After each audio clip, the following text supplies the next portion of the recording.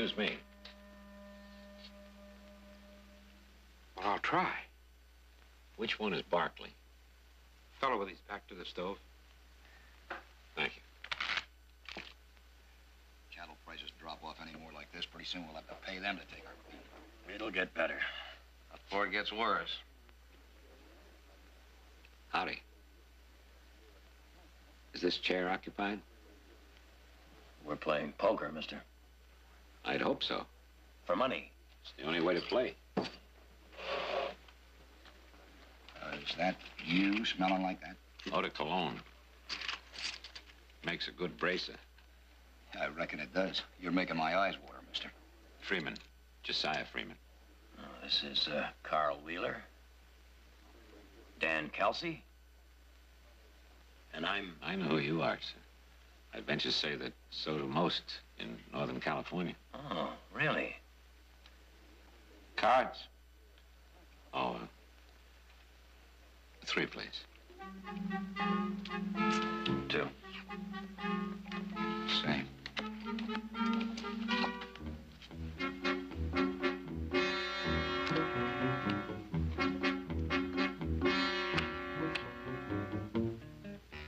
My bet?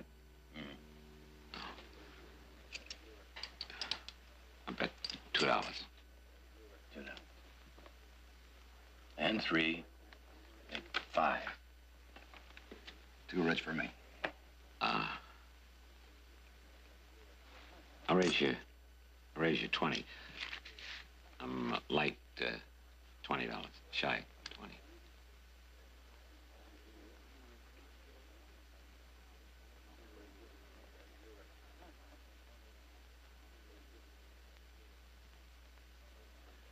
Must be some hand you got there, Mr. Freeman. I'm afraid so. I'll just call your $20 raise. Can you beat a pair of 8s? That all? I'm afraid so. Full house. You win. Oh, I owe you $20. You play poker often, Mr. Freeman? Oh, all the time. All the time. Still got a ranch, huh? If you'll just countersign these both copies, Mr. Barkley, I'll be on my way. How much is? Well, it's a note of transfer. Unfortunately, I'm out of currency, and I'm forced to sign over 20 head of prime JF stock to you. Well, all right. But first thing tomorrow morning, you better deliver that 20 head of prime JF stock, or you're going to be known as the late Josiah Freeman. Don't worry. You take... Nick Barkley? Mm-hmm. You're Jared Barkley. No, Nick. Jared's my brother, you know?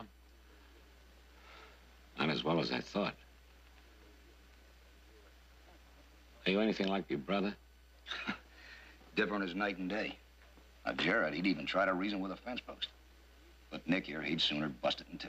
He that is slow to anger is better than the mighty. What's that? Proverbs.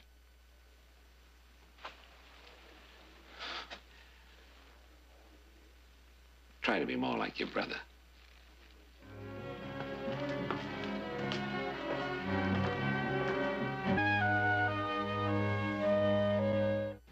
Mother, this hem isn't hanging straight. Audrey, you look lovely. Isn't that just a trifle formal for breakfast? Carl's taking me to a dance tomorrow night. If he's in any condition to dance after you kept him out all last night playing poker.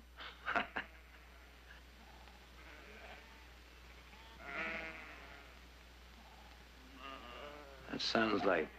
That's what it sounds like.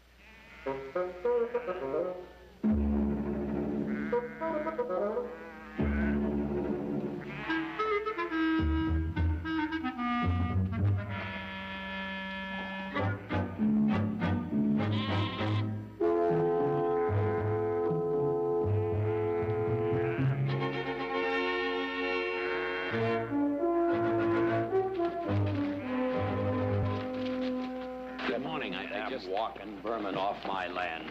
Off! They're yours. Mine. I'm paying my debt. Oh, not with those, you're not.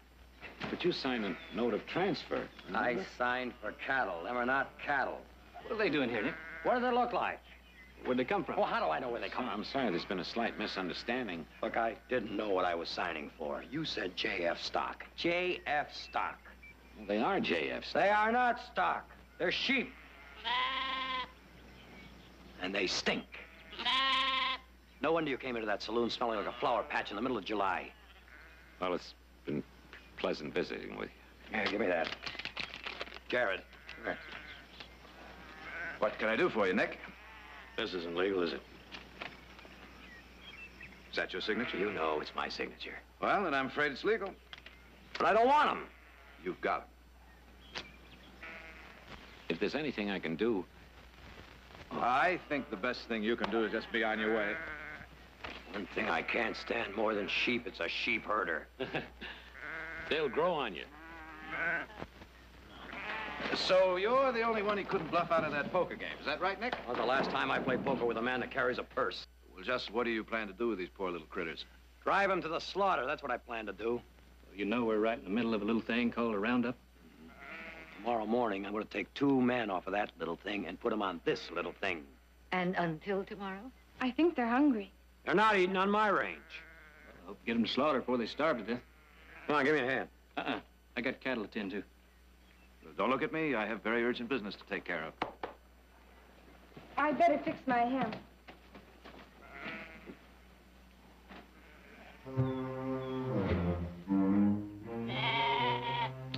Shut up.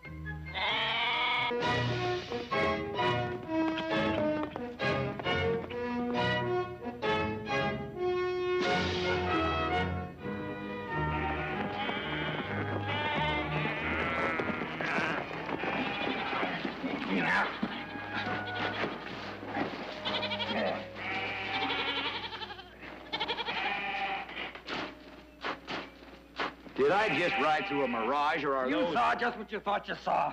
And it's taken me all morning to round these mangy things up. What are you doing, Nick? Branching out? Come on, get out. That perfumed character we played poker with last night paid me off in sheep. Some people might not understand, Nick. They might say the Barkleys are hedging their bet. Cattle prices drop off, and the first thing they do is jump feet first into the sheep. Oh, no, not a chance. Well, I know that, Nick. Some people might point out that when you came to this valley, you were cattlemen. You went into mining, then vineyards, then sugar beets, and now, No. The people that know me know I hate sheep just as much as they do. then get rid of them. Tomorrow morning, when the sun comes over that rise there, the minute the sun comes over that rise, those sheep are heading for the slaughterhouse. Good. Because all they need is a foothold. Who's they? Sheep herders. You hang on to these sheep, and every sneaking sheep herder within walking distance will be swarming all over this valley. And you know what happens when sheep move into a place. I know. It's not fit for cattle or anything else. They chew the grass right down to the roots. The cattle starve, and so do the people who own them. You might say all of us have a stake in what you do. How many ways do I have to say it? They're leaving tomorrow morning. Just so you know. The longer they're around, the more people aren't going to believe you mean what you say. Well, too bad you'll have to miss the dance tomorrow night. But you can tell me how those sheep like the butcher's axe when you get back.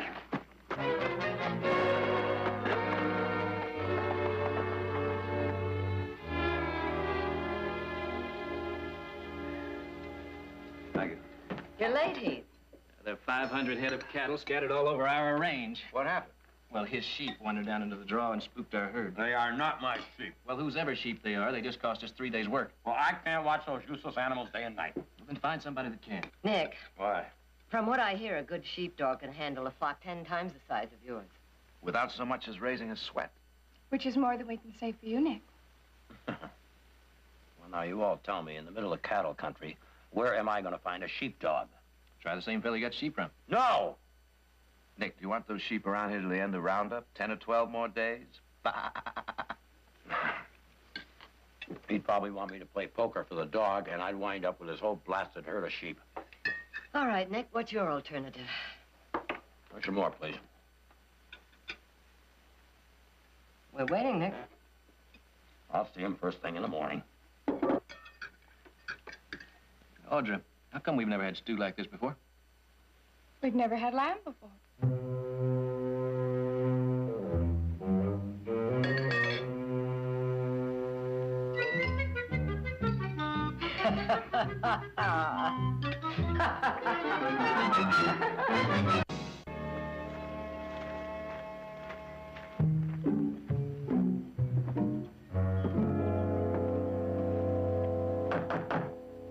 Freeman! Freeman?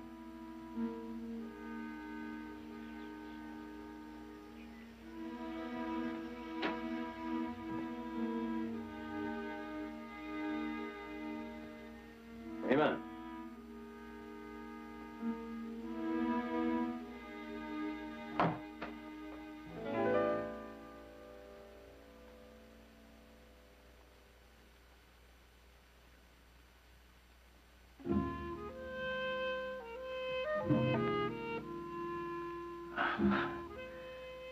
Well, hello there. No, don't be afraid. I'm looking for Mr. Freeman. Freeman. I'm Nick Barkley. Darn. Darn. Oh, Mr. Barkley, what a pleasant surprise. You win, Uncle Josiah. Here's the dime. This is my niece, Gail. I want to buy your dog. Oh, sorry if you had come a little sooner. I had 2 dogs less than a month ago. Well, I didn't have any sheep a month ago. I'll give you $20. What would happen to my flock? Well, I tried. That's about the best a man can But do. I have a suggestion. What? Your sheep were part of mine just a day ago. My dog would have no trouble taking care of them. You mean combine your flock with my sheep? I need help. All I ask is a place to sleep and a reasonable amount of food for Gail and myself. You want to bring your flock over to my range? Well, you have better grass. Well, now, wait. And it would be much safer. $50, that's my final offer.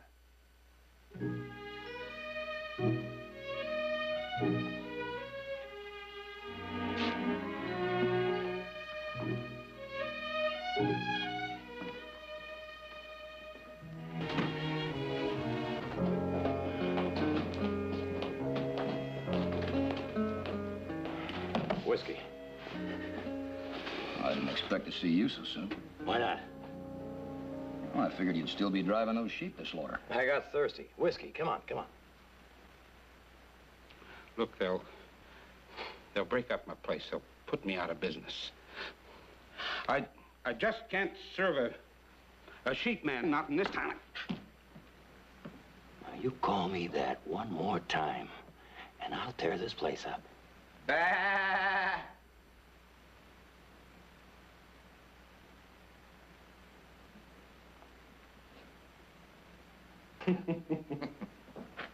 Hey, Kelsey, why don't you ask that sheep man to move downwind a little bit? Sheep man, you're making my friend here sick. Guess I'm lucky. I got a cold.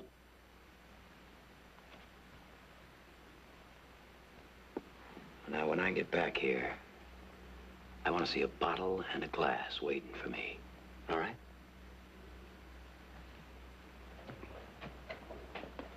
Now, are you the gentleman with the cold?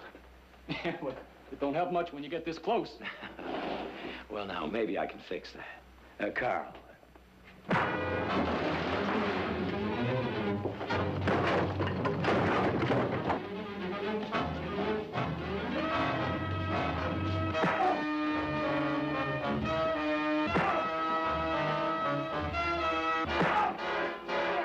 Oh, come on, fellas.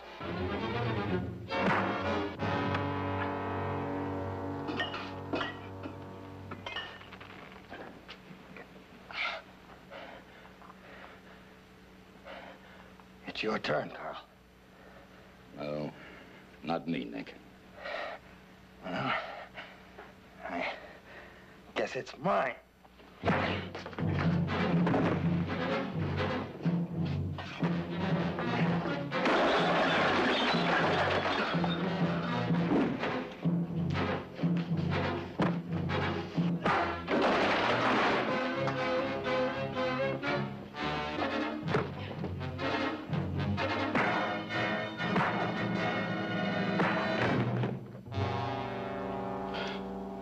I knew this was going to happen?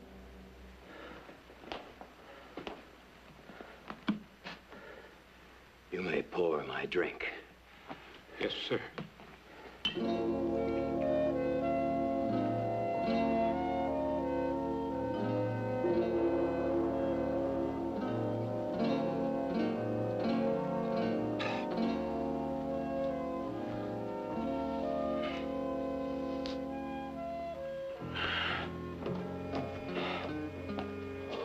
Mr. Barkley.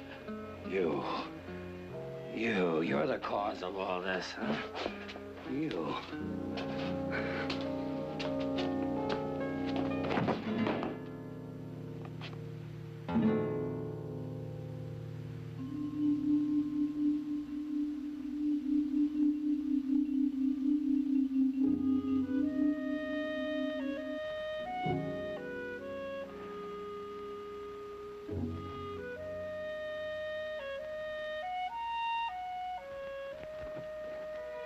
How do you feel, Mr. Barkley? Well, let you know as soon as I find out who's standing on my face. We did the best we could. Thank you. Gail, run outside and empty the water.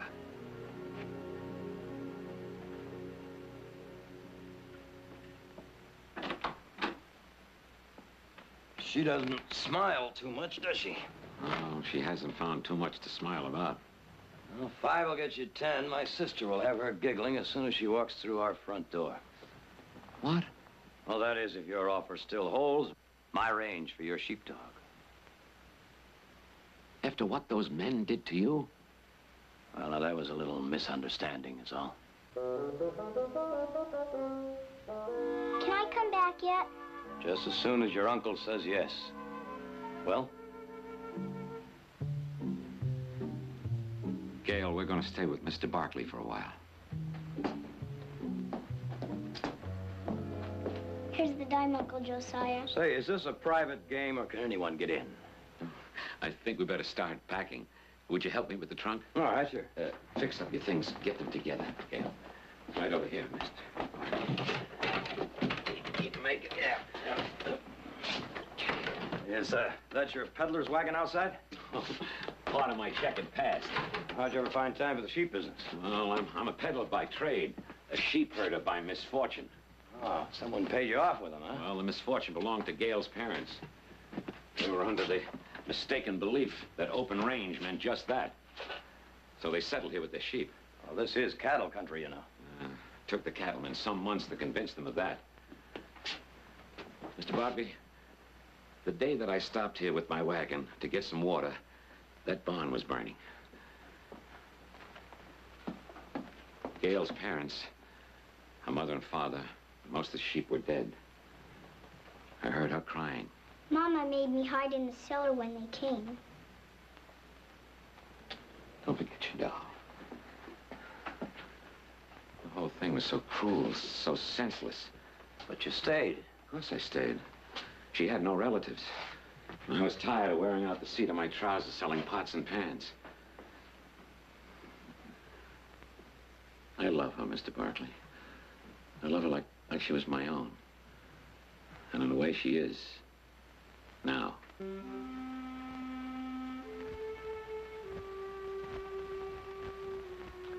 Well, now. You better get going. I want to get into town before dark. Why are we going to town? Because we're going to drive our sheep right through the middle of it.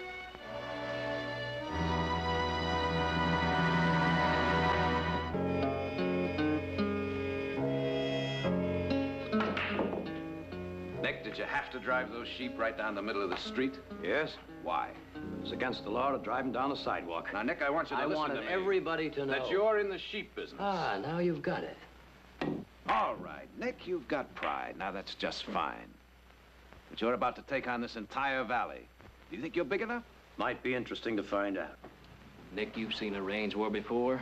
They start just about like this. One fella does one fool thing, like driving sheep into cattle country, and another fella does something a little more foolish, like shooting him. And before you know it, you've got a full-size range war on your hands. That a fact. That's a war nobody wins, Nick. Everybody loses. Not only men, women, and children, but entire herds, and it never ends. Those sheep are on our land, Jared, our land. And none of them Jaspers in town are going to tell me what I can or can't do. Those sheep aren't spooking anybody else's cattle. And they're not chewing up anybody else's range. And there's no reason for anybody's feelings to be hurt.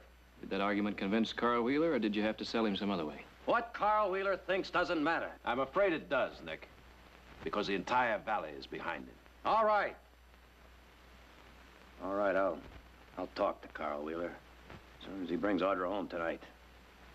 Maybe I can talk some sense into him. All right?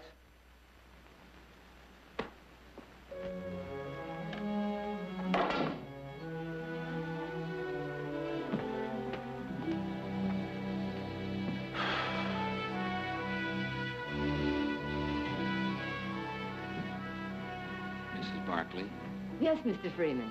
I was just on my way to the herd, and Oh, wouldn't you like a glass of sherry? Thank you very much. Gail isn't getting in the way, is she? Oh, no. She's upstairs helping Audra get dressed. I appreciate you taking her into the house. Since her parents died, I'm the only one she's had. I know I'm not the ideal person to talk to her about dresses and things that girls want to talk about. I think you've done very well. Mrs. Barkley, may I ask you a question? Yes. That fight that Mr. Barkley had, those men were his friends, weren't they? Yes. Well, why would his friends want to attack him? He's one of them. Not anymore. Was it because of the sheep? Mm-hmm. Well, when I first chose, I mean, when I first thought... What did you think, Mr. Freeman? The Barkleys are so big, so powerful, surely no one would dare attack them, even if they did bring a few sheep into the valley. How long have you lived in the West? 10 years? Well, that should have been time enough. For what? For you to learn that there's no one so big, so powerful, that he can change the hates and prejudices of a lifetime. At least not without a fight. Your son is a very stubborn man. Yes, very. He won't give way. When Nick is pushed, he pushes back with everything he has. No matter what the cost?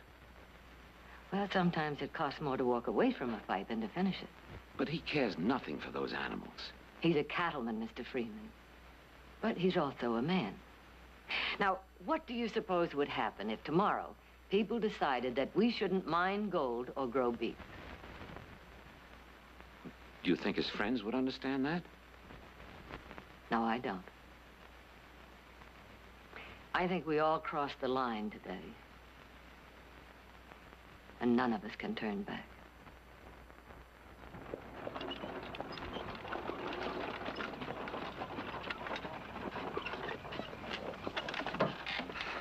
That was fun, Carl.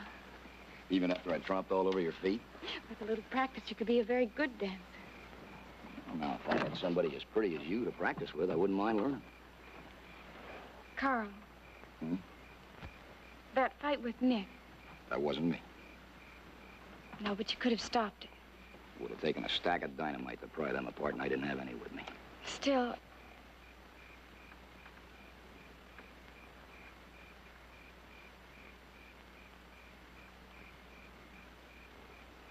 Love me? I haven't decided yet. But what about Nick? What? Do you love him? That's a silly question. Audra, I wouldn't have asked it if I thought that.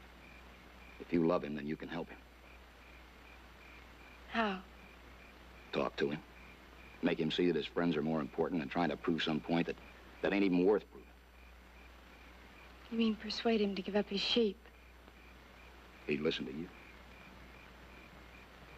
I doubt that. It's worth a try. No, it isn't. Nick's his own man. And I don't like being used. Especially by you.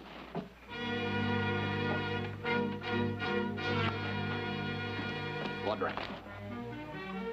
As long as Nick has those sheep, there can't be any future for us. Then I'll just have to take that loss.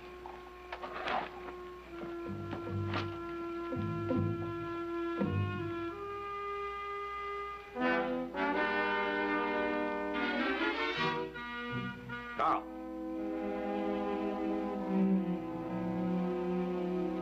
Oh, now. were about to send a search party out for you. I needed some air. Though it didn't do much good. You usually come in when you bring Audra home. Not tonight. I've been wanting to talk to you. There's nothing to talk about, Nate. You're just going to pretend those sheep aren't there, huh? Look, the rest of us had a meeting today. We came up with a solution to your problem. Is that a fact? Just so everybody knows which side you're on, you slaughter those vermin right where they stand. No. I figured you'd say that. So we took it out of your hands. We? This is my valley, too, Nick. My family sweated and bled for it just like yours. And I'm not going to stand by and see it trampled to death by those sheep. Friend or no friend. You touch just one of them sheep, Carl, and you're going to find me on your doorstep. I'm not going anywhere, Nick. And neither are you.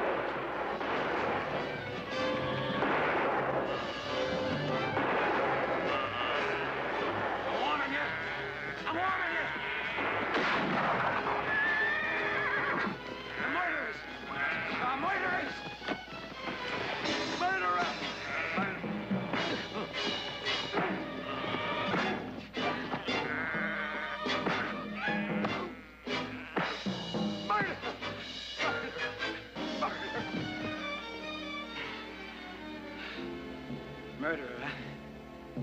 Yeah, he had ought to make a man a liar. Hey, Kelsey! Wheeler said anything short of killing. Somebody's coming!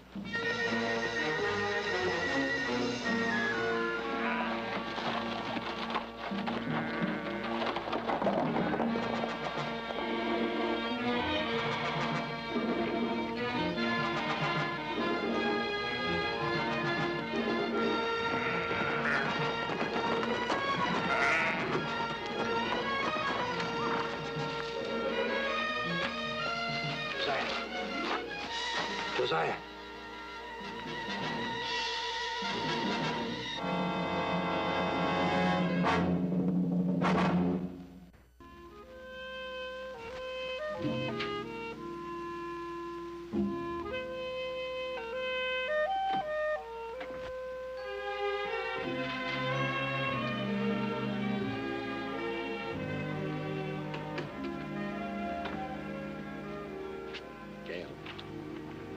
Feel better now, Uncle Josiah? Yes.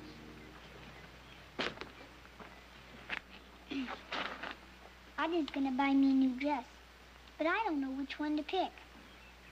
This one, or this one. Maybe even this one.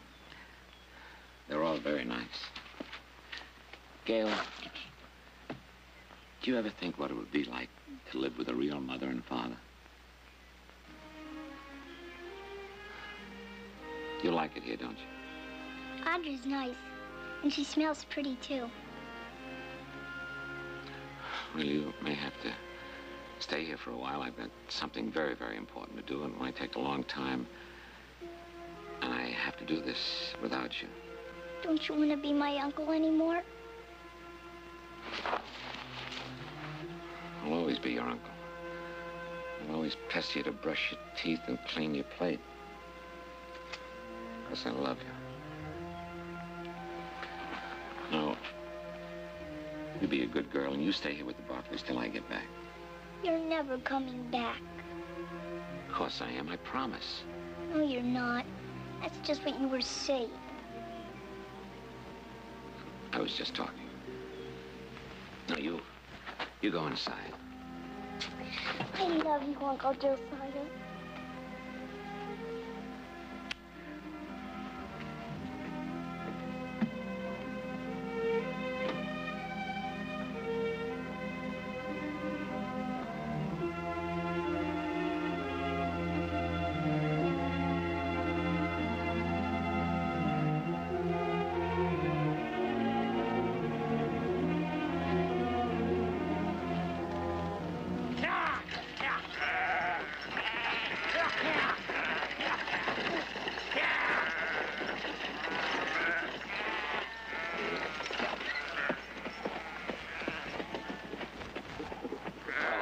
wound it up.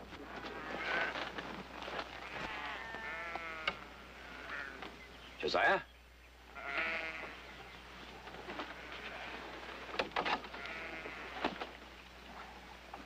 What's the matter? I did this. I'm to blame. What are you talking about?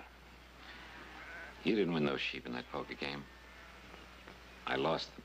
Full house still beats a pair of eights. Yeah, but I had 4 eights.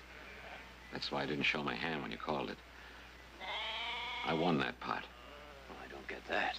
It was part of my whole plan. A plan born out of desperation, but no less a trick. I read about Jared Barkley defending a sheep herder in Fresno County, and that's when I got the idea. I figured if I could get your brother Jared into the sheep business, I'd have a partner no one could intimidate. So you got stuck with me. Proved a good choice, Mr. Barkley. Too good. Even getting you to protect Gail and my herd, that even worked. I was so clever, so smart. I brought all this on you. No, you didn't bring it on. I brought it on by keeping him, and Carl Wheeler brought it on by killing him. If you're lucky, you'll kill him. If you're not lucky, he'll kill you. In one way or the other, somebody gets hurt. Well, he dealt the hand. You don't have to play the hand. You don't have to play it. He won't let me keep him. He won't even let me move him. Let me move them. Oh, no. Let me move them. No, that's exactly what they're waiting for. Besides, you wouldn't last 5 minutes on that trail. They're my sheep, and I want... Not the ones I won. Now, you go on back to the house. I know how to handle these people. You're not going to drive those sheep by yourself. I can and I will. Furthermore, if I ever find you on my range again, I just might have you arrested for trespassing.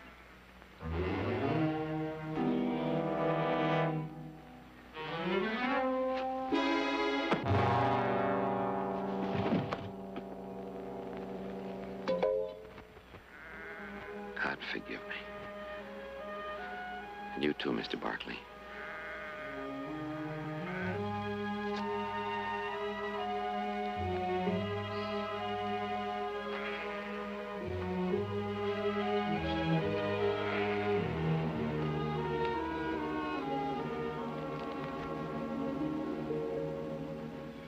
Looks like Josiah had a better argument than we did.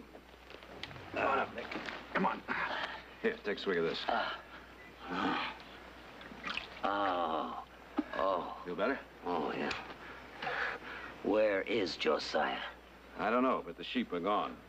I finally met a man as stubborn and as stupid as I am.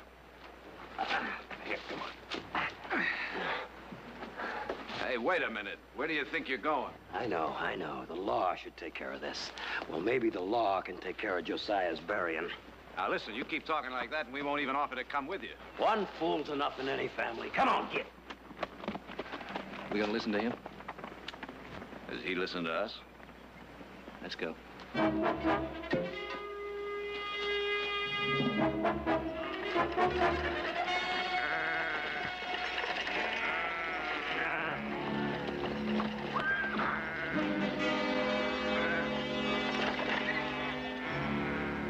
That's far enough, Freeman. Where's your sheep-loving friend? I'm going through. All we want are those sheep. You get in the way, we'll take you too. All right, let's get it done.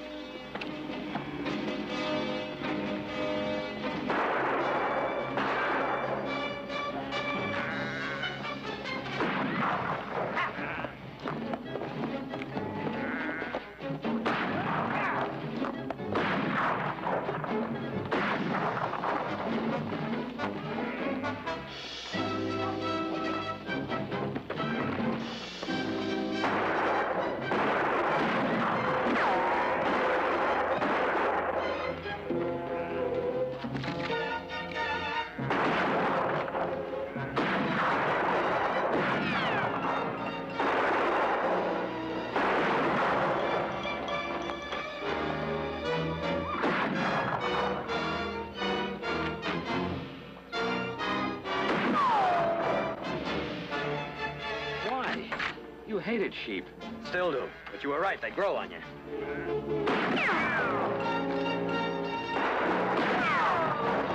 I didn't want this, Nick. Then back off.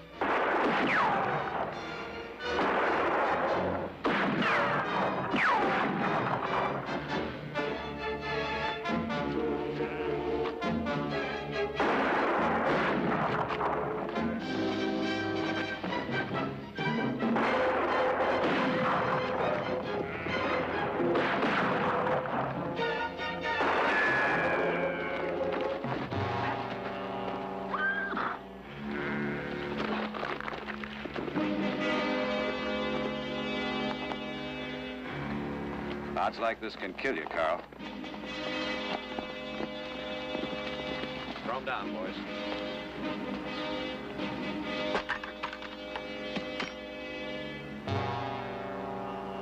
This one's yours, Jerry. Tomorrow will be yours. We'd only be fighting ourselves, Carl, tearing down everything we built. Tell it to your brother. He already knows it. Now, what's it going to take to convince you? Not that you'd care anymore, but cattle prices will be climbing again. Pretty soon you won't be able to see the grass for the beeves on this trip. Carl! Then where will your sheep be? Carl, the people in this valley have been living in their cocoon too long. We've all grown rich and fat and smug, thinking our way was the only way. Well, now that cocoon's been ripped open, whether we like it or not. We've got millions of acres here. Room enough for both cattle and sheep.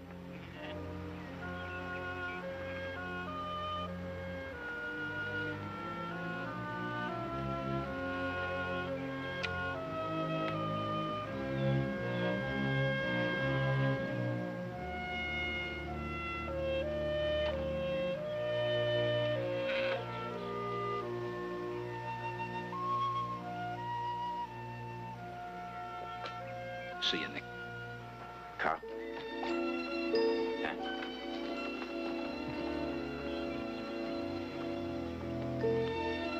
Well, are you just gonna stand there? Or are you gonna help me round up them walking vermin?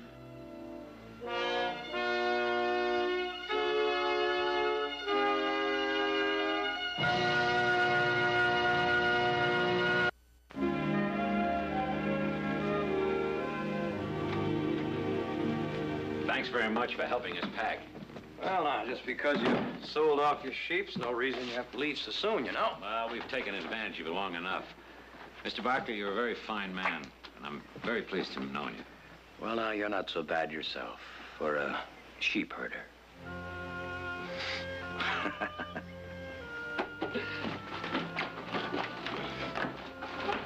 Bye, Mr. Barkley. Goodbye, dear.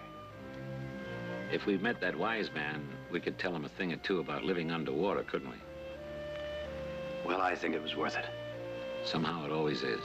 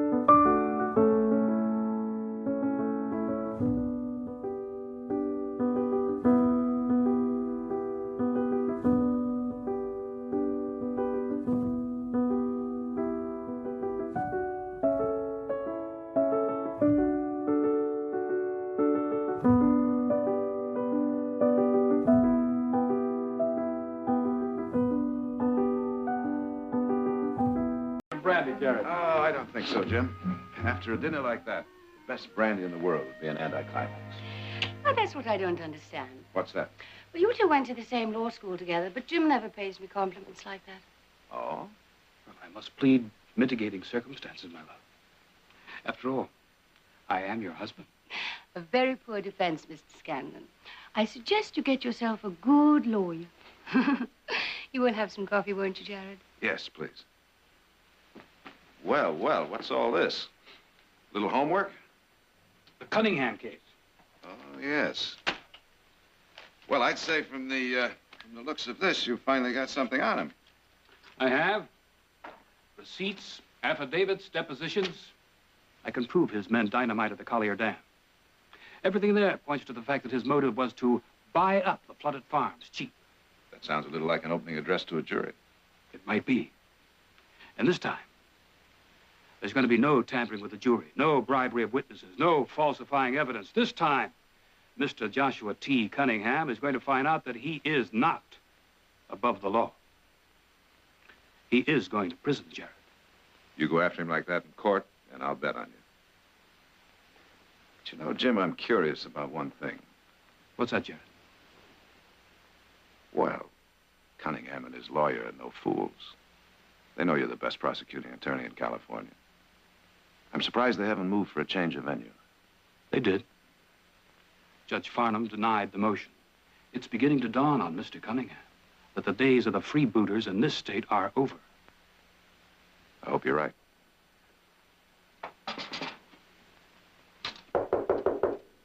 Would you excuse me? Thank you.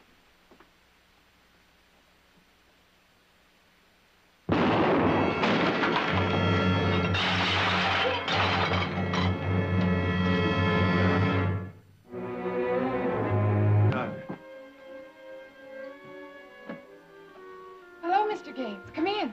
Hello, Audrey. Is Jared home? Yes, he's in the library.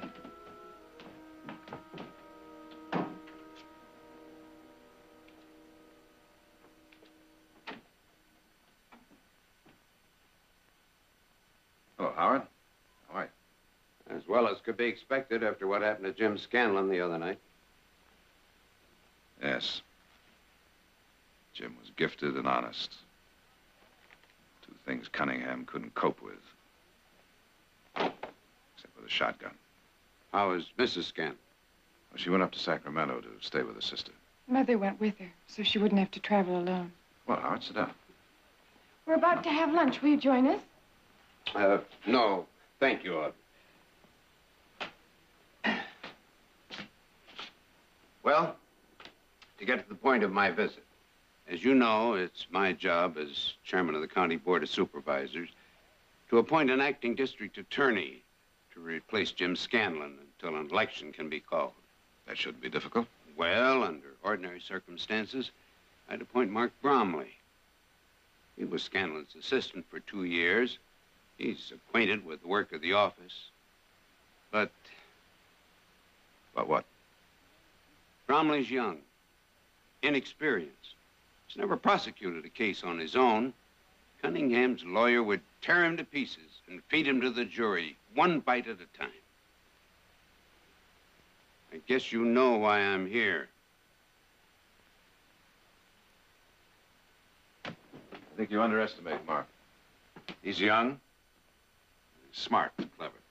He has the advantage of having helped Jim prepare the Cunningham case. He knows it inside and out. And he also knows Cunningham, and he's scared. Well, then there must be other lawyers. None as qualified as you are, Jared. Once you served as assistant district attorney. Yes, and I was about the same age that Mark is now, and just as scared. Believe me, he'll get over it. Jared, No, Audra. how can you say no? Jim was your best friend. And that's exactly why I won't prosecute Cunningham. I don't understand. If Cunningham's lawyer is as smart as I think he is, he's going to try and convince that jury that I'm not prosecuting his client because he blew up Collier Dam, but because I'm trying to avenge the death of a friend. He'll pose Cunningham as the victim of some kind of personal vendetta and probably get away with it. I don't think that's valid, Jared. Neither do I.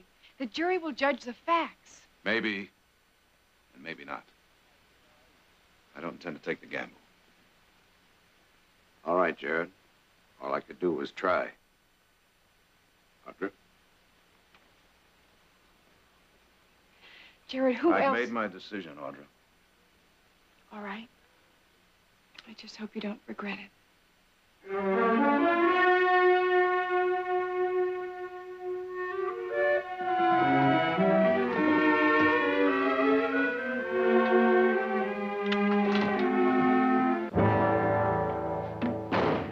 Come in, Jared. I hope you don't mind if we made ourselves at home.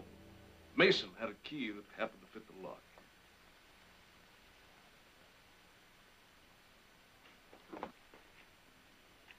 Sit down, Jared.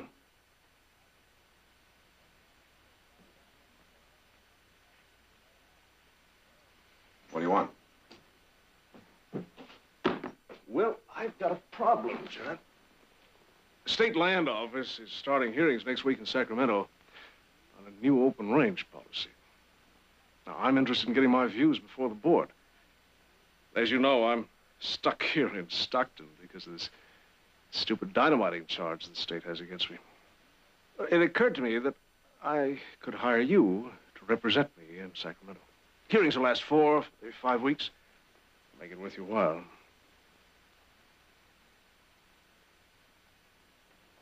Get out of here, Cunningham. $1,000 a week and expenses. How's that sound? Get out. Too busy to take the job. I'm always busy.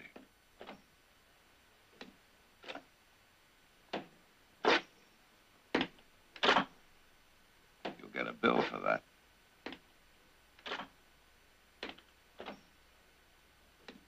That's enough, Carell. There's talk around town you may be appointed acting district attorney. Is there? I heard Howard Gaines was out to your place yesterday. I asked you to take the job. Remarkable how you keep your ear to the ground. I assume you accepted. You know, you could have saved yourself this masterful attempt to buy me off. What? I turned Gaines down.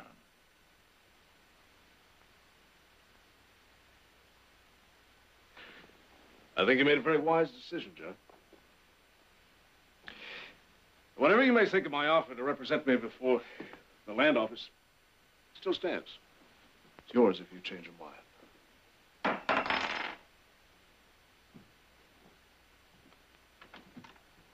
I think I just did. What? Changed my mind. What? You're much too anxious to have an inexperienced assistant like Mark Brownlee prosecute your case. So I'm going to be in that courtroom when your trial opens. And I'm not going to let up on you until I put a rope around that rotten throat of yours for the murder of Jim Scanlon. Now, for the last time, get out.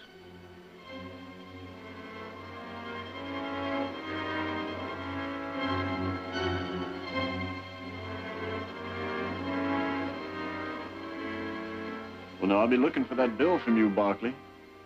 You'll get paid.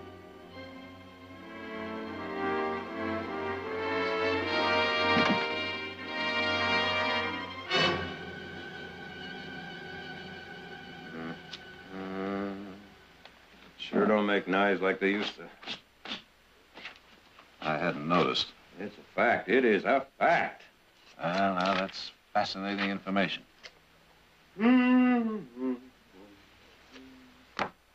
Nick, do you mind? Oh, I just think.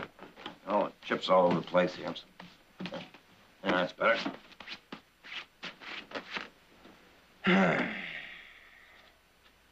Oh, sure don't make knives like they used to. They also don't make desks like they used to.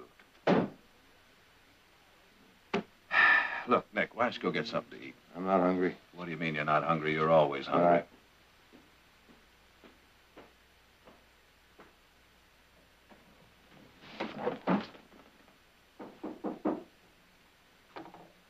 I'll get it.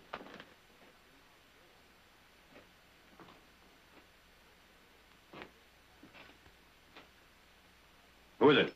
Mark Bromley. Here, Mark. Hi, Nick. Evening, Jared. Hello, Mark. Glad you could make it. Here's the last of Mr. Scanlon's file on the Cunningham case. Thanks. If there's anything more I can do, don't hesitate to let me know. Mark. I kind of feel I should apologize for taking this case. Apologize? Why? Well, it would have been quite a chance for you to make a name for yourself. It's a great chance for me to fall flat on my face, too. The important thing is to get Joshua Cunningham, Jared. Maybe I could have. Maybe he isn't good enough. I know you can. Thanks, Mark. Good night. Here, Mark. Good night. Howdy. Oh, now, this is too much. What'd I say? Look, one well-intentioned brother is enough, but two is impossible. Now, look, why don't you get out of here and go get something to eat so I can get some work done? Out. No, now, wait a minute. Just go get yourself a beer, anything. Only leave me alone so I can work. One condition. What's that? You don't budge from this office. I promise. Beer? Beer. Beer.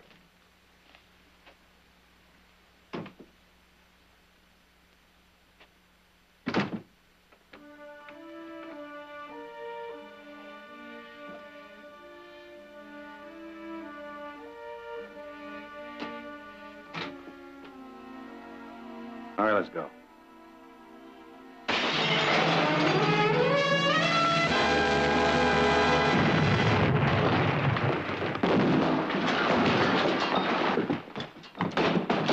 Jared! Jared! Jared, you all right? I can't see, Nick. What do you mean? Jared! I can't see.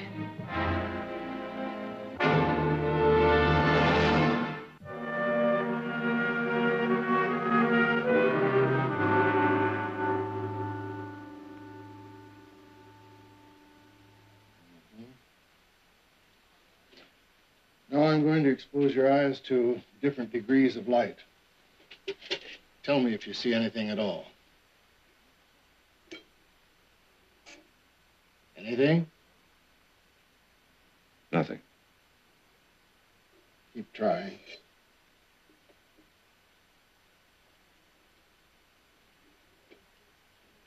Anything?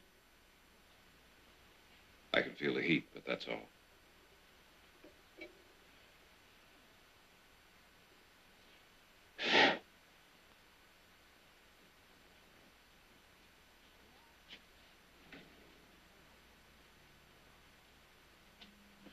I'll be back in just a moment.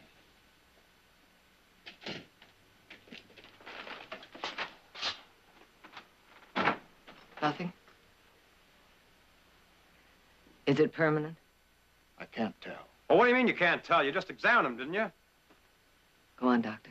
The two major causes for sudden blindness are damage to the optic nerve or an hysterical blindness brought on by an emotional shock.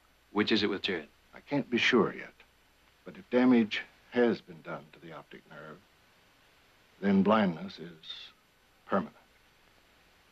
And if it's shock? Then there's a chance he can recover. When or how soon, I don't know. We can only wait.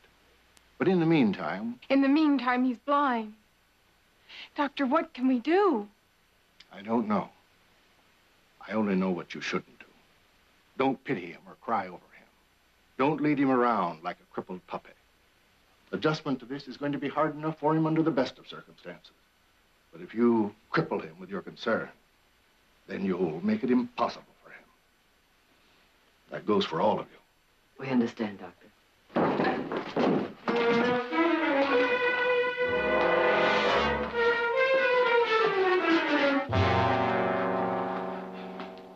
I was looking for some water. I tripped. Well, I'm going to see Mr. Cunningham right now. I'll go with you. Barkley's brother. Cunningham, Hello, for 2 Rick. cents, I'd give you a beating that make you wish you weren't born. What credit's good, help yourself.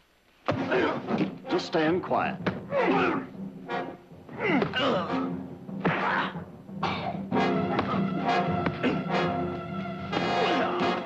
Hold it! Sorry, Sheriff. It's all just a little mistake. Yeah, yours.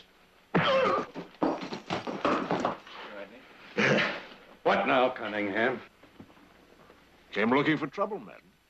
And they found it. Cunningham, you just best go to prison, because I'm going to get to you.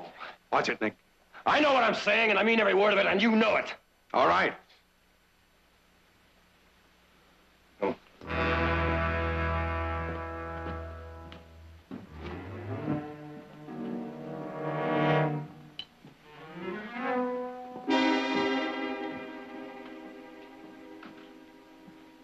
You're doing fine, Mr. Barkley. Just fine. Thank you, Silas.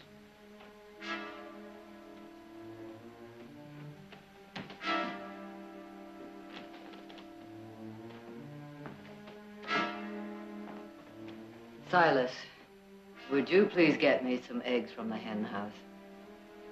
I'd like them now. Yes, ma'am.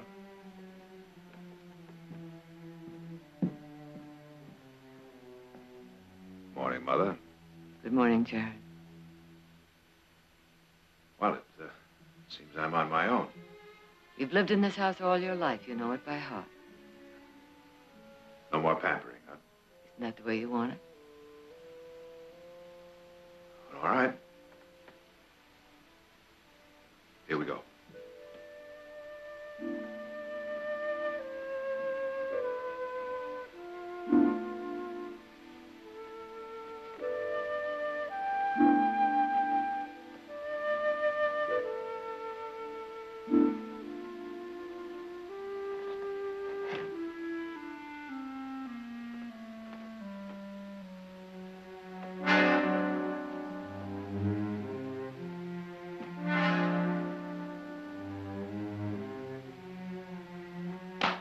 How was that?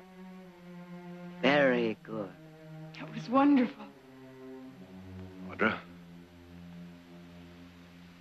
Well, I'm in the foyer, so there should be a little table right over here. Right about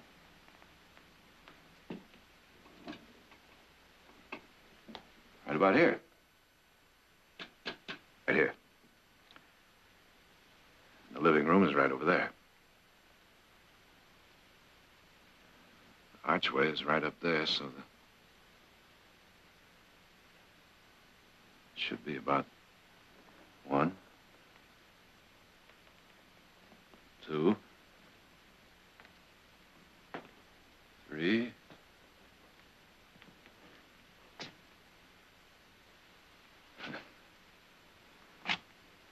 4 steps. Don't stop now. All right, let's try the living room. There should be some chairs right over here. 1, 2, 3, 4, 5.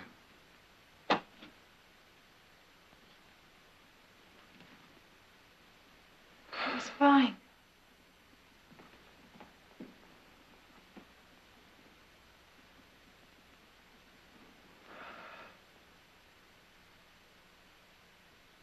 The drapes are open. How could you tell? I can feel the warmth of the sun.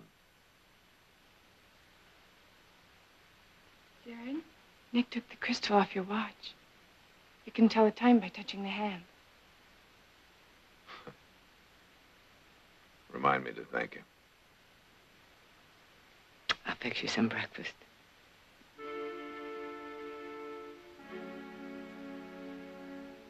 Ten after 9, right? That's right. What day is it? I mean, how long has it been since? 3 days.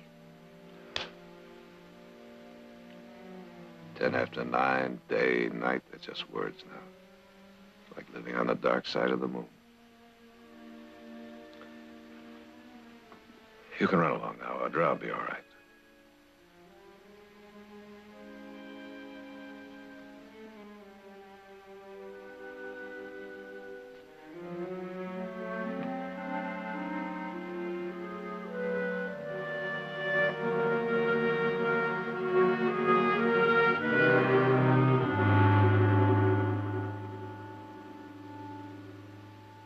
Who's that?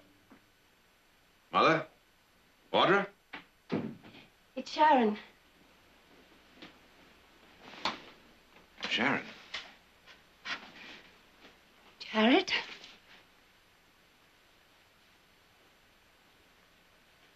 Sharon, what are you doing back here? I came back as soon as I heard about what happened. Yes, well, I was hoping maybe you wouldn't hear. Seems to me you've already had enough. I'm all right now, thank you, Jared. I brought you dinner. Yes, I know. Ham, isn't it? Baked. Show off. There, now you eat and I'll talk. Sharon, I wonder if you'd mind not staying. Oh? Well, you see, what I euphemistically refer to as my awkward situation is, well, it's particularly acute at mealtime. Jared, I understand. Do you? No, I don't think you really do. Maybe a little demonstration. Now, the meat, now, that's not particularly a problem, but the vegetables, oh, those vegetables, now that is the real challenge. Now, let's see.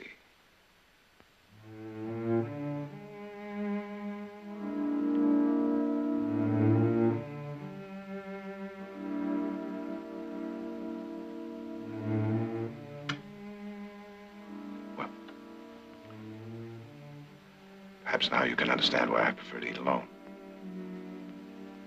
I can afford myself the luxury of using my fingers. We'll talk later then. Yes.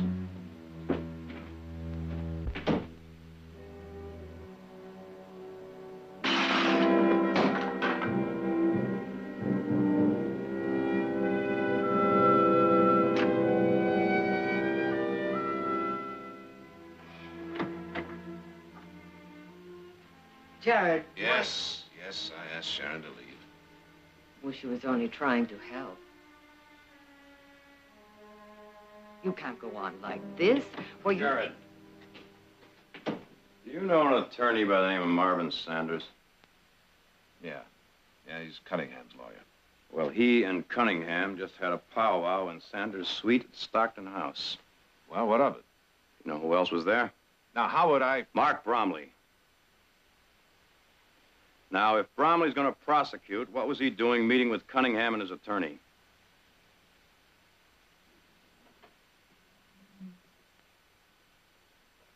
That could be an explanation.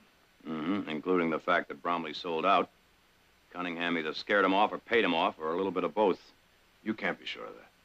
Well, then what was Bromley doing sneaking out the back door of that hotel? He did what? I saw him.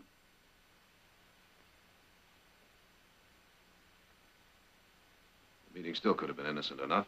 Perhaps so. But can you take that chance? What do you mean, me? You're still acting district attorney of this county.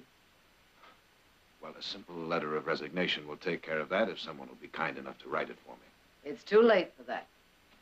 If Mark Bromley has sold out, the rest is up to you. I can't go into that courtroom. I can't do it. Yes, you can. Now listen to me, Jared. Nothing has been decided. Perhaps one day you will see again. But if and when that day comes, it won't mean a thing if you can't stand the sight of yourself. Do it.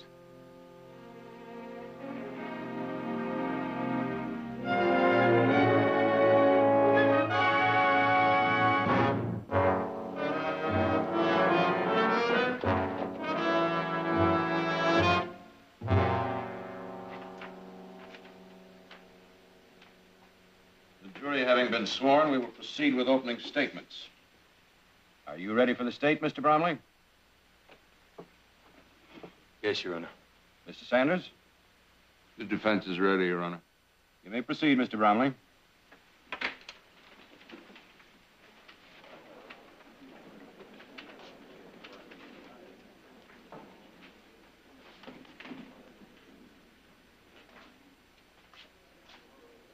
What's he doing here? Your Honor, I apologize for this interruption. That's quite all right, Mr. Barkley. As acting district attorney, I assigned Mr. Bromley to this case. However, I've changed my mind. It's my intention to prosecute the case myself. Very well, Mr. Barkley, if you're prepared to proceed immediately. I am, Your Honor. Mr. Bromley, we may need those.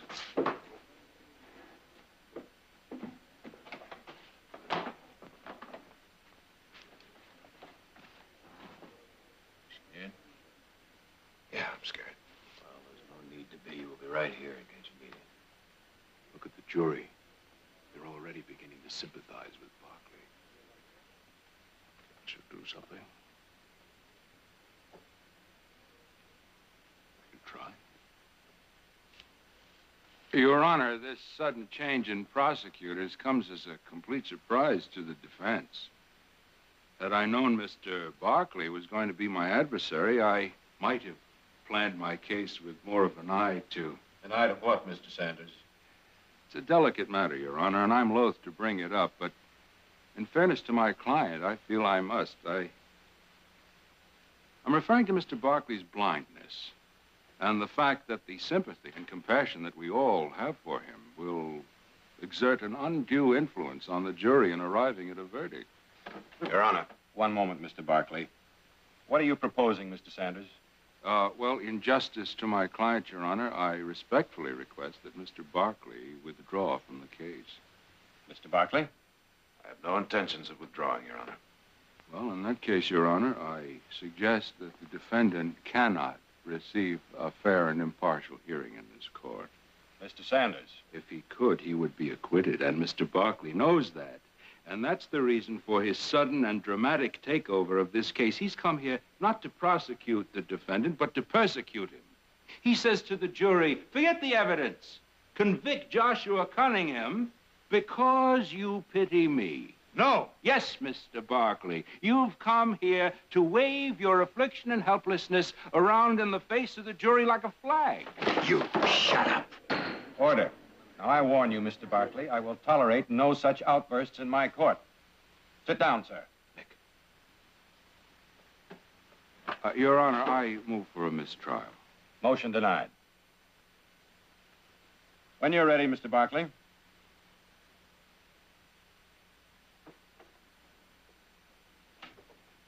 Gentlemen, I'll be brief. It's the state's contention in this case that on June 24th last, Collier Dam was dynamited. Dynamite planted at the instigation of the defendant. Now, the state will offer conclusive evidence of this. We will further introduce evidence that will show that the motive of the defendant was simply to...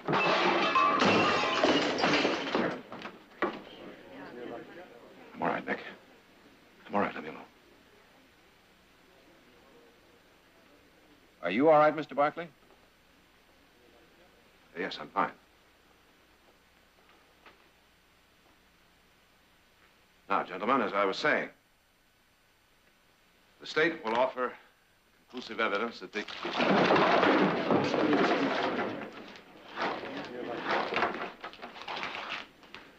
Get me out of here. Get me out.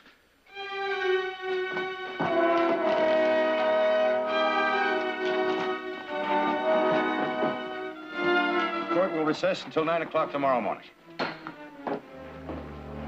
How about a drink? No, thank you. Tearing a blind man apart isn't something I care to celebrate.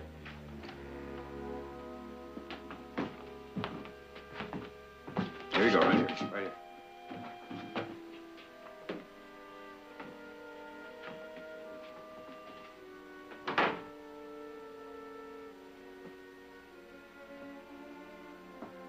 Well, I think somebody better tell Bromley the job is all his. You don't mean that. Jared, what did you expect when you walked into that courtroom? Didn't you know Cunningham's lawyer would tear into you? Yes. Yes, but I hoped I'd be able to take it. You can. Will you stop it? Will you stop trying to tell me how brave I am? I was lost out there. A lawyer has to be able to see. He has to look into a witness's eyes and know whether he's telling the truth or not. He has to know what effect he's having on the judge, the jury. He can't plead his case to the wall. Take me home. Jared, I'm not going to insult you by saying I know how you feel. I don't know. No one does. But one thing I'm sure of, and it frightens me just as much as that courtroom frightened you, that if you don't do this, you'll never do anything. You'll just sit in darkness for the rest of your life being afraid, always afraid. I need more time. I don't believe that. Time is your enemy, not your friend. Time will only ask for more time. Shall we go?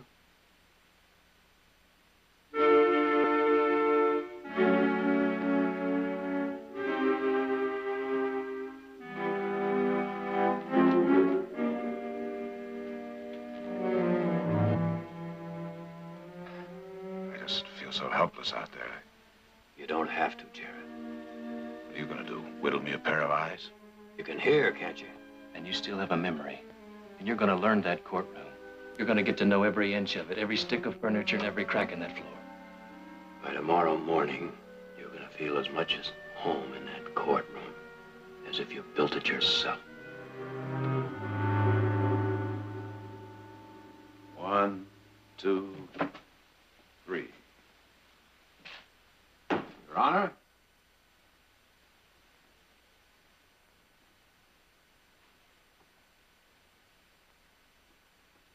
One, 2, 3. Now, how was that? Good. Tired? Tired. That's too bad. We're just getting started. Now, Nick, you just said I said it was good. I didn't say it was perfect. That's what it's got to be tomorrow morning when you walk into this courtroom. It's important, Jared. Yeah.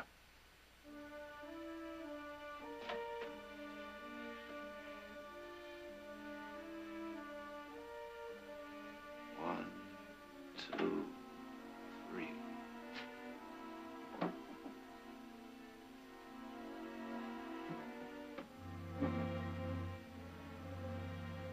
One, 2, 3, 4.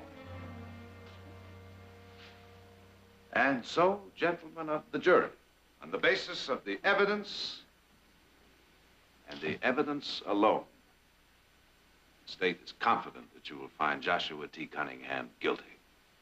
Your Honor, I call Simon Templeton. And as proprietor of the Dry Forks General Store, did you, on the afternoon of June 21st, sell an unusually large amount of dynamite? I did.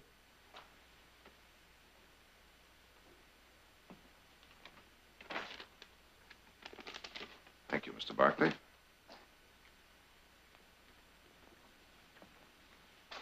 I now hand you this receipt and ask if you recognize it. I do. It's a receipt for the dynamite I sold. And to whom is that receipt made out? Joshua T. Cunningham. Your Honor, the state offers this receipt in evidence. Well?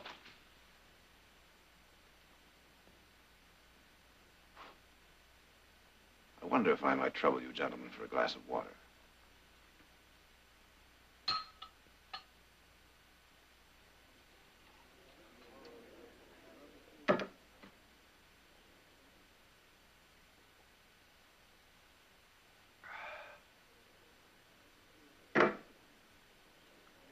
Thank you.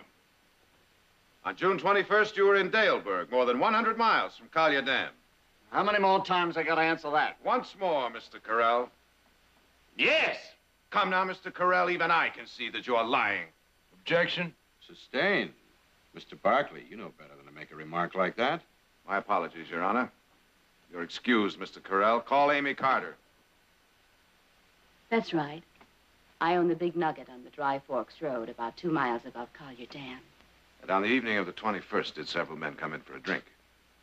Yeah. Did you know them? No. Could you recognize them if you saw them again?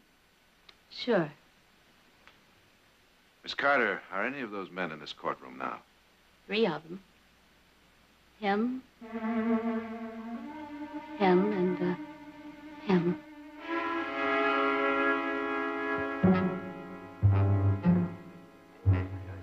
You gotta make a liar out of that Carter woman when you cross-examine her. I'll do my best.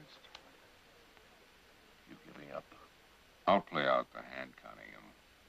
But you might as well face it. Barkley has got you right by the throat.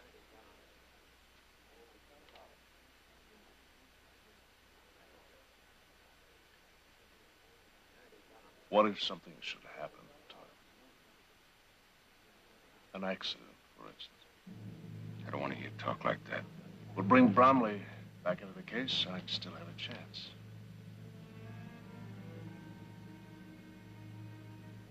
Good night, Sanders. Good night.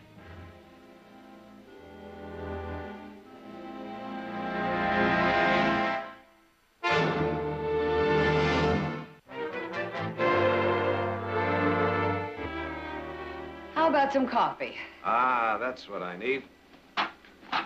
When did Heath and Nick say they'd be back? Oh, they'll be riding herd until morning. I thought it was kind of quiet around here. Barkley.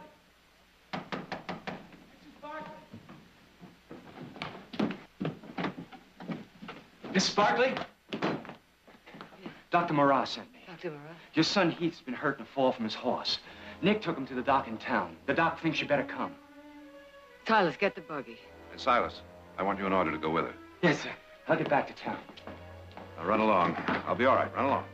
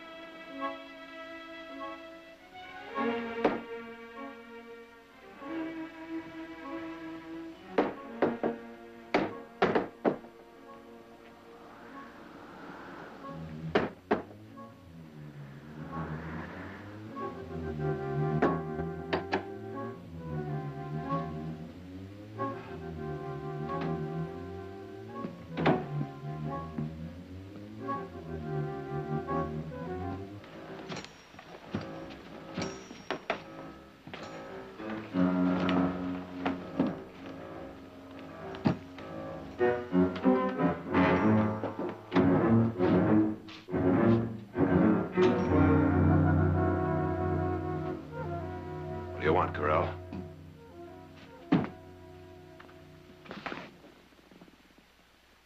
Come on, I know it's you. You're the only man in town that wears those fancy Mexican spurs. Isn't that Mason with you? I can smell that cheap pomade a mile away. And where you have Mason and Corral, you usually have Cunningham. Isn't that right? That's right, Barkley. So Heath wasn't hurt after all. Just a ruse to get me alone. You thought you had the rope around my throat, Barkley. You'll never get away with this. That's possible. It's also possible that I can. If you're not in court on Monday morning, Bromley takes over.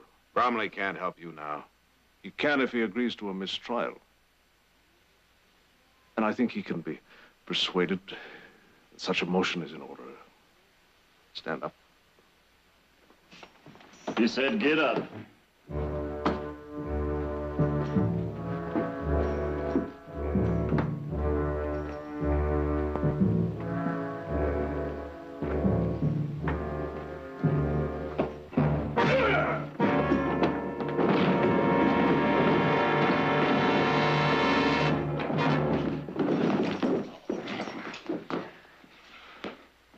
Don't fight it, Barkley.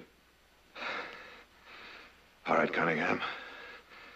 What are you going to do with me? You're going to have an accident. There's an open well out back. You went out to get some fresh air. You got confused, stumbled, fell into the well, and drowned.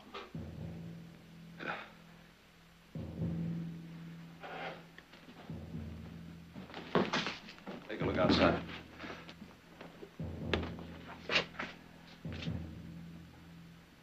All clear. Bring him along.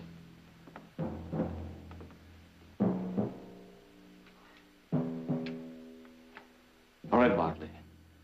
Let's go.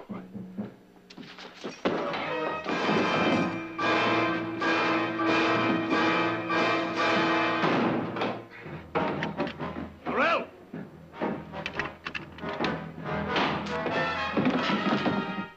Corral?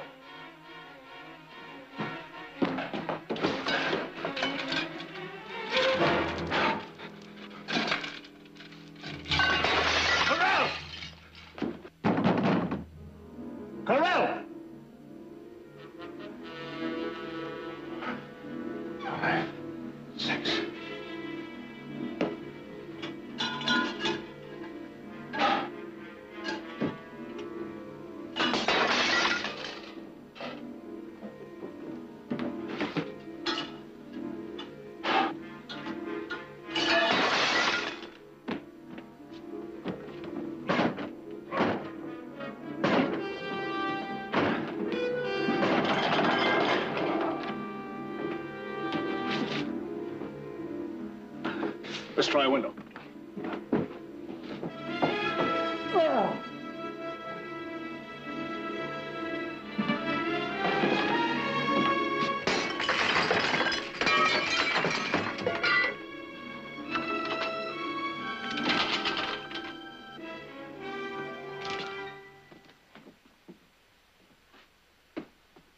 Get some light in here.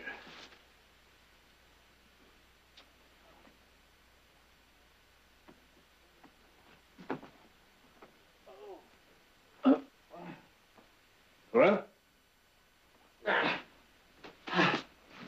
Where is he? Where is he? I don't know. He busted the lamp. You look upstairs, I'll check the kitchen.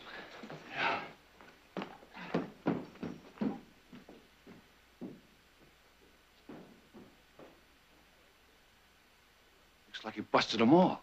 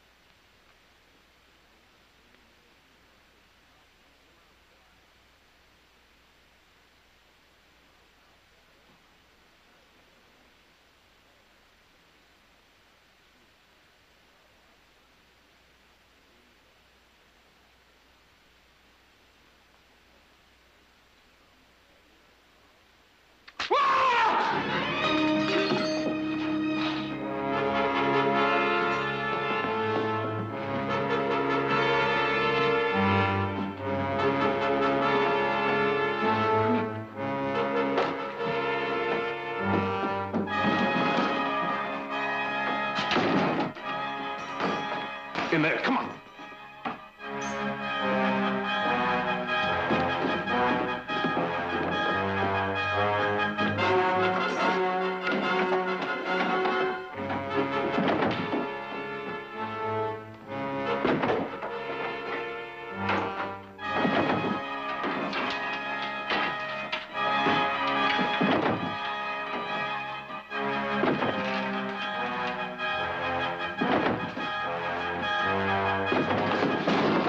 Barkley.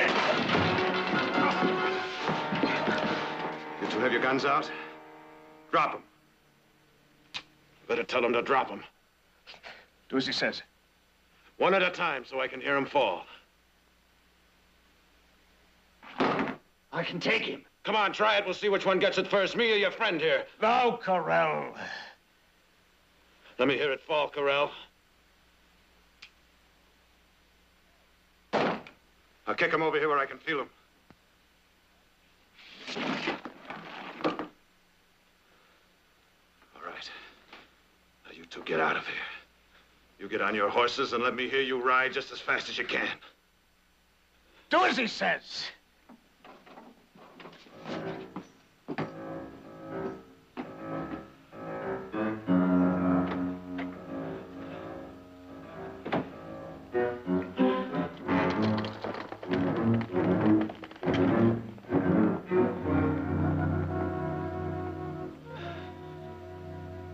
Gonna get up, Cunningham. Nice and easy.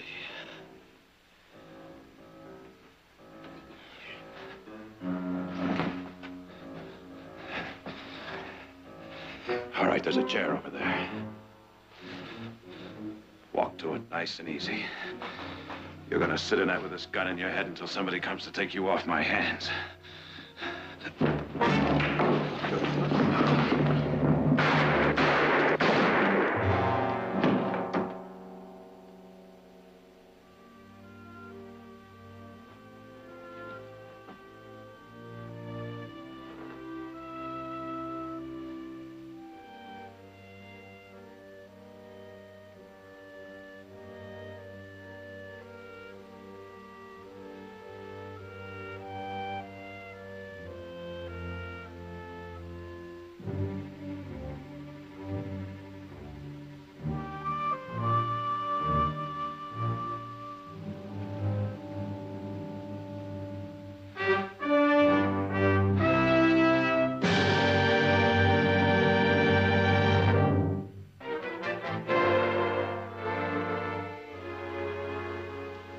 imagine it's been a pretty long 3 weeks for you, Jared. The longest of my life, Doctor. Now, let's get on with the work. Try these first 3 lines. Are those letters still blurred for you? Huh? Oh, M-T-E-L-E-H. Fine. Now go on with the next one. F-D-P-L-T-C-E-O.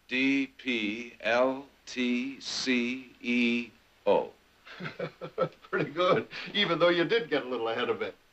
But, Doctor, that's not... Not the second line, no. It's even better. F-D-P... Oh, Jared. Oh, Jared. Oh. There's no doubt about it, Jared. You're as good as new. You're very fortunate that there wasn't any damage to the optic nerve. Thank you, Doctor. Thanks for everything. Well, we got some fences to mend. Yeah, we're very glad for you, Jared. Right now, we got to get to work. Hold it a minute, Nick. What? Could you boys use a little help? Well, Well, how do we sure could? Well, I'm your man. You're not serious with those lily white hands of yours. Well, I don't think I'd look any sillier digging a post hole than you must have looked in that courtroom.